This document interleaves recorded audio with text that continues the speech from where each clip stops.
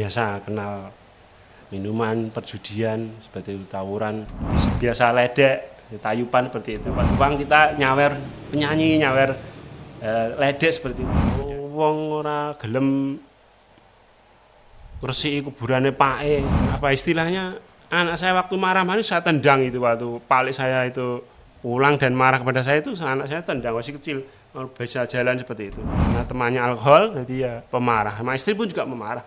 Kalau mabuk ya baunya seperti ini jadi ya yang disampaikan Ustadz yang di radio itu alhamdulillah saya jalankan. Apalagi yang berhubungan dengan manusia itu saya cepat kali.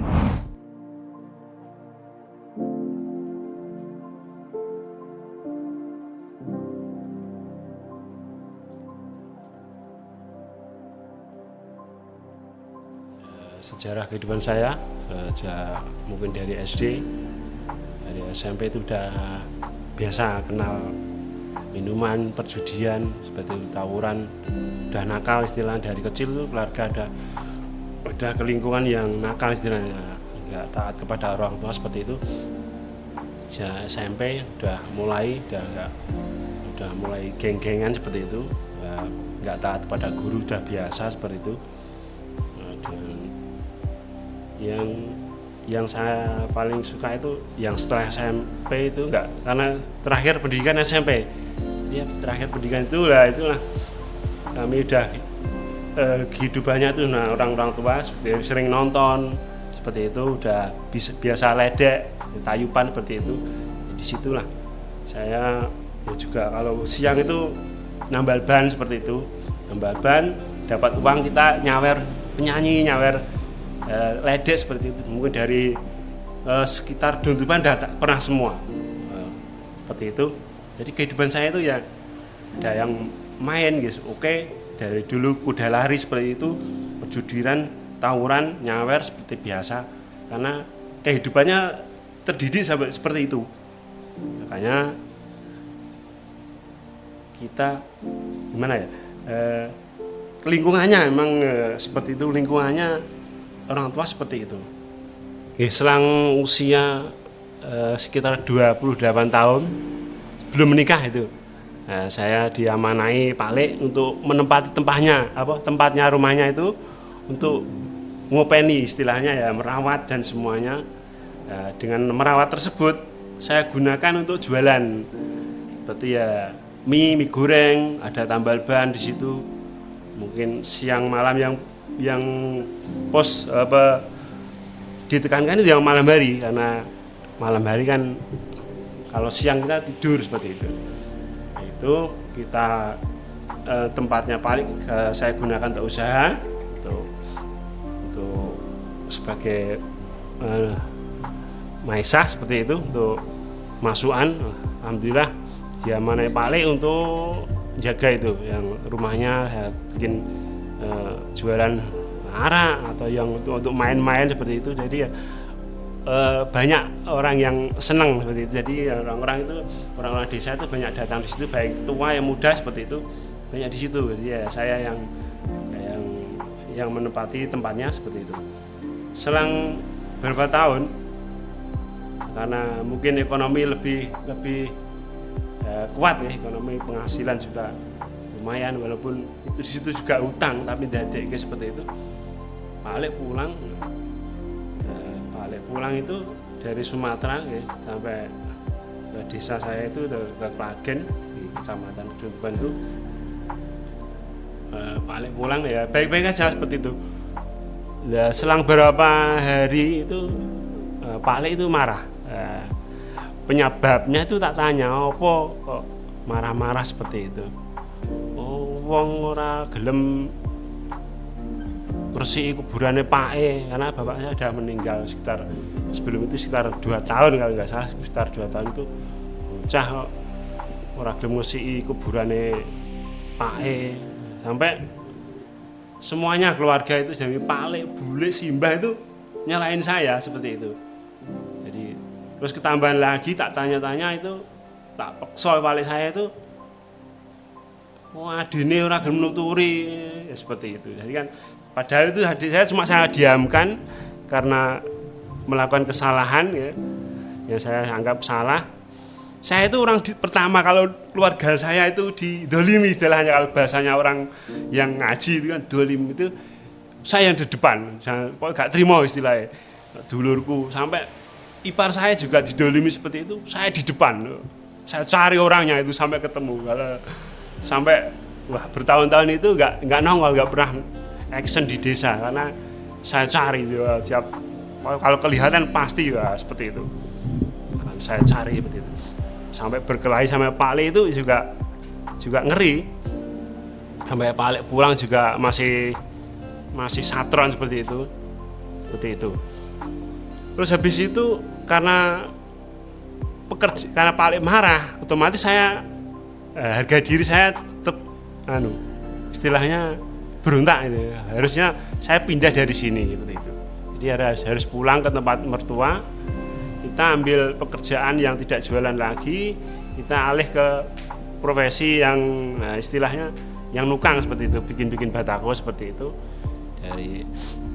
dan yang lain seperti itu. Jadi dari situ karena ekonomi udah turun, udah jatuh, hati itu udah merasa hancur lah karena kehilangan pekerjaan kan. Itu kita juga ada rezeki beli HP. Disitulah di saat beli HP itu mungkin ya dari petunjuk itu kok langsung ketemu yang radio itu, radio pengajian seperti itu, dan saya dengarkan terus loh, jebulnya itu yang saya lakukan benar seperti itu. Jadi wah, jebulnya sih tak lakukan biyen ki bener seperti itu. Jebulnya orang besi itu dilarang seperti itu. Jadi saya kuat ingin kuat. Pengajian saya dengarkan terus seperti itu. Saya dengarkan terus, saya amalkan dari berbagai yang disampaikan Ustadz yang di radio itu. Alhamdulillah saya jalankan. Apalagi yang berhubungan dengan manusia, itu saya cepat kali. Paling saya berontak paling di depan seperti itu. Kalau hubungan dengan yang di atas yang Allah itu agak kendor mungkin. Tapi yang langsung hubungan yang disampaikan radio itu, Ustadz itu untuk yang hubungan dengan manusia, berkenaan dengan masalah, langsung action saya seperti itu. Jadi seperti itu, langsung action. Dan disitulah saya dapat hidayah, dan terus saya mencari. Akhir 2010. Nah, saya mendengar radio itu, terus dengar ada pengajian di Wado atau di Kedung Tuban itu, sempat dengar itu alamatnya, langsung berapa habis lebaran itu saya cari sama teman saya. Oh di sini tempatnya, di tempatnya Pak Katno seperti itu. Wah itu guru saya ini pas itu kan, karena beliau guru saya, guru SMP, saya cari di situ. Saya mata-matai lah, saya datang ke dekat masjid itu, datang sebelah masjid itu. Apa bu, itu acaranya pengajian mas, pengajian MTA seperti itu kan, terus dikasih beras, wah ini cocok ya seperti itu. Dari situ saya terus ke esok harinya pas pengajian, hari ini ya pengajinya seperti itu, langsung saya datang ke sini. Alhamdulillah disambut dengan Pak Katno sebagai guru saya, dan Bu Katno juga guru saya. Alhamdulillah diterima dengan baik. Itu setelah mengenal radio tadi, alhamdulillah langsung hati itu bergerak, meninggalkan yang dulu saya itu suka main judi, juga nyawer, suka tayupan, nyawer tayup, sindir seperti itu. Alhamdulillah dengan adanya mendengar radio itu otomatis berhenti sendiri otomatis, karena radionya juga ngomong terus, ustadznya juga ngomong. Di situ otomatis perbuatan dosa itu udah hilang. Yang dulu suka bertawuran seperti itu, karena di kampung juga paling rese lah istilahnya, kalau ada apa-apa itu teman-teman sebelum dengar radio itu kan, sebelum ada pengajian itu sering genge lah istilahnya seperti itu, genge kampung situ. Jadi kalau ada masalah itu pasti panggil saya itu, walaupun masalah pun dari desa sebelah itu pasti cari saya, yang dicari pasti saya. Setelah mendengarkan radio itu, pengajian itu, alhamdulillah saya tinggalkan semua maksiat ya seperti itu. maksiat yang dulu saya lakukan udah macam-macam, yang kecuali yang medok seperti itu, karena saya kurang seneng kalau medok seperti itu. Karena itu saya sejak istilah untuk SMP itu saya nggak punya rambut, jadi pelontos seperti itu. Jadi nggak mungkin ada orang kayak mantu atau seneng, saya nggak mungkin, karena saya sudah terkenal jadi hura-hura terus seperti itu, bikin rese lah di kampus itu, pasti saya ya di situ yang dicari saya pasti. Oh kayak biangnya seperti itu, si Agus itu biangnya seperti itu. Setelah dengar radio pengajian itu otomatis udah hilang itu, otomatis yang berhubungan seperti itu udah saya tinggalkan, udah melakukan lagi. Walaupun saya dulu maksiat tapi juga sholat seperti itu. Intinya ya sholat itu maghrib itu juga adzan, tapi jam 5 itu udah minum arak dulu sebelum dengar ngaji itu. Ya sambil adzan juga, itu sebelah kan ada musola juga itu. Ya adzan. Puasa juga hampir penuh, paling 5 hari itu bolong. Padahal yang lain nggak mungkin puasa, tapi ya saya itu hati kecil itu udah sholat sebenarnya. Jumatan juga rajin, tapi seperti itu ya maksiat juga oke, seperti itu. Mau sholat maghrib juga jam 4 udah minum arak dulu, kita happy dulu seperti itu. Kan ada penjual di sekitaran situ atau kita stok sendiri di rumah. Seperti itu. Habis itu alhamdulillah dengan adanya radio itu, pengajian di radio, alhamdulillah hati saya terbuka untuk meninggalkan semuanya itu, kejelekan itu. Dan pekerjaan yang dulu itu jualan itu alhamdulillah bisa berhenti, jadi ya tidak jualan seperti itu lagi. Otomatis juga di sebelah itu ada tinggalan mushola, disitulah hati saya bergerak untuk meninggalkan dunia hitam itu. Untuk hubungan keluarga kami sebelum tahu ilmunya, tahu mendengar radio itu, sebelum pengajian itu ya biasa saja, seperti masih istilah kejawen itu melekat. Saya itu kalau nikah itu saya hitung sendiri.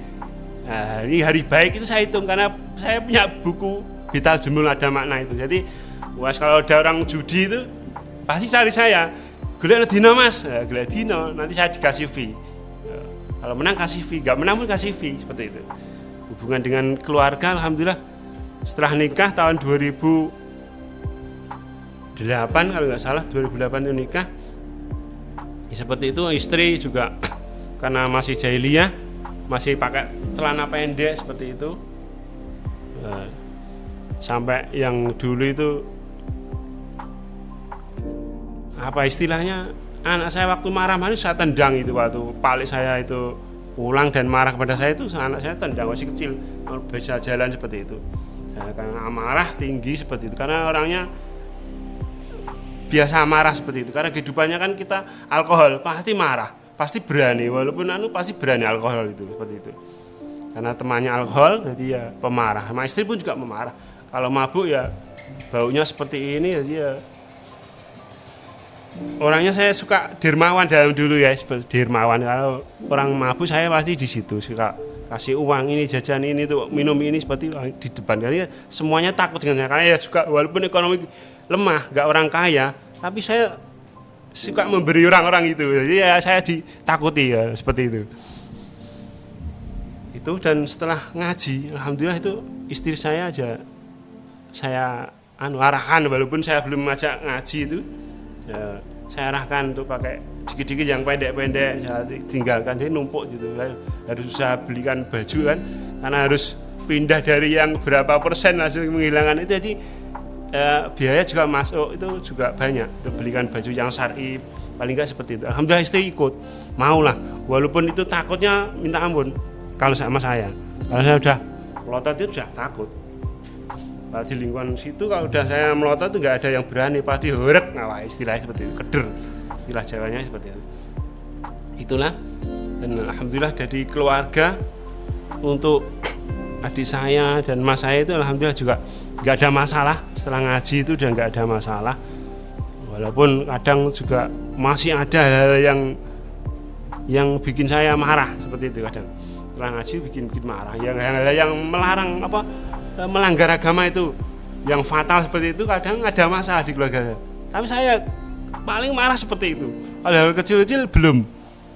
Alhamdulillah seperti itu bisa, dan sekarang alhamdulillah bisa menahan itu untuk selalu sabar seperti itu. Dan hubungan dengan keluarga juga baik, alhamdulillah setengah haji juga baik. Untuk anak sekarang sudah dewasa, sudah SMA, bisa diarahkan untuk ikut ngaji, walaupun ngajinya juga telat-telat, masih perlu panduan terus, pantauan terus. Untuk istri juga alhamdulillah bisa. 2016 saya habis nafar ke daerah Solo Raya itu, saya ajak, alhamdulillah ada motivasi, ada guru di situ, alhamdulillah saya ajak mau, langsung mau seperti itu. Alhamdulillah, harapan untuk keluarga saya, untuk anak dan istri ke depan sudah ngaji ini di Majelis Tafsir Al-Quran, semoga selalu istiqomah dan selalu mengikuti kegiatan-kegiatan kemajelisan, terutama untuk menguatkan hati kita, untuk menebus dosa-dosa kita.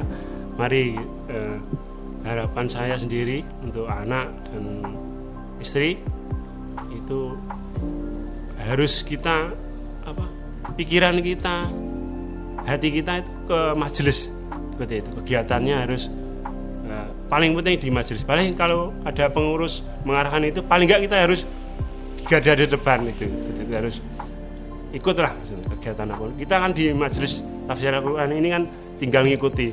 Mau pahala apa yang berbentuk benda atau pikiran yang lain kan ada. Kita tinggal laksanakan dan ikut dan taat kepada pimpinan kita. Saya Agus Susanto dari Gedung Tuban Blora untuk Titik Balik Persada FM.